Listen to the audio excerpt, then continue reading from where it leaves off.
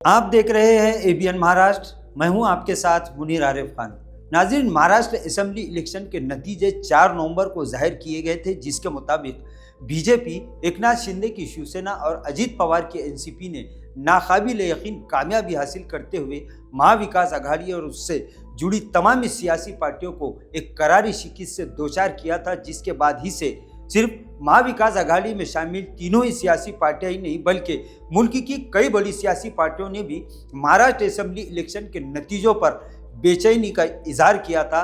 Voting मशीनों पर, EVM पर कई तरह के सवालात और आरोप इन तमाम सियासी पार्टियों की जानिब से लगाए गए थे। वहीं शिकस्त हासिल करने वाले उम्मीदवारों की जानिब से नाजरीन ईवीएम की दोबारा जांच की दरख्वास्त की गई थी। इलेक्शन कमीशन की जानिब से इन शिकस्त खुर्दा उम्मीदवारों की जानिब से दरख्वास्तें कबूल करने के बाद इन उम्मीदवारों ने अपनी जांच के लिए हुकूमत और इंतजामिया की जानिब से मुकर्रर की गई फीस भी अदा कर दी थी। नाजरीन, अब इस तरह की खबरें मिल रही है कि अब बहुत जल्द इलेक्शन कमीशन की हिदायत के मुताबिक जैसे ही इलेक्शन कमीशन तारीख का ऐलान करेगा, इन वोटिंग मशीनों की दोबारा जांच जरूर होगी। नाज़रीन, वहीं औरंगाबाद शहर और ज़िला की अगर बात की जाए तो औरंगाबाद शहर सेंट्रल असेंबली हल्के से महाविकास आघाड़ी के उम्मीदवार बाला साहब थोरात, मजलिस इत्तेहादुल मुस्लिमीन यानी एमआईएम के उम्मीदवार नासिर सिद्दीकी, मगरिबी असेंबली हल्के से उद्धव सेना के उम्मीदवार राजू शिंदे और वैजापुर से उद्धव ठाकरे की शिवसेना के उम्मीदवार दिनेश परदेसी ने भी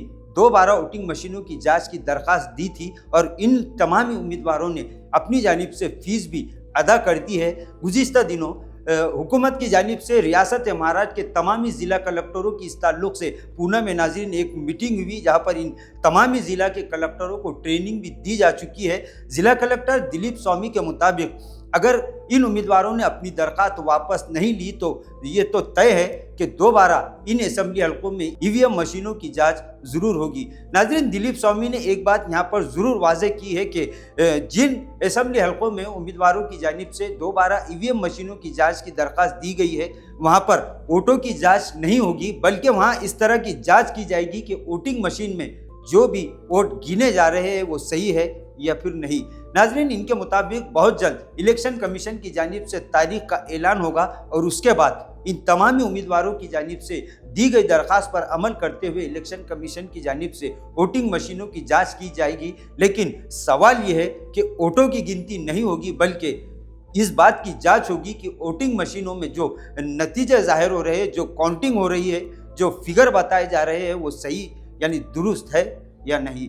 नाजरीन, इसके लिए आवाम को कुछ दिन इंतज़ार ज़रूर करना होगा। वहीं इन उम्मीदवारों की जानिब से अगर दरख्वास्त वापस ली जाती है तो फिर यह मामला टल सकता है। लेकिन दिलीप स्वामी यानी ज़िला कलेक्टर की जानिब से जो बयान दिया गया है कि अगर इन उम्मीदवारों ने अपनी दरख्वास्त वापस नहीं ली तो फिर इलेक्शन कमीशन की जानिब से इन वोटिंग मशीनों की जाँच ज़रूर की जाएगी।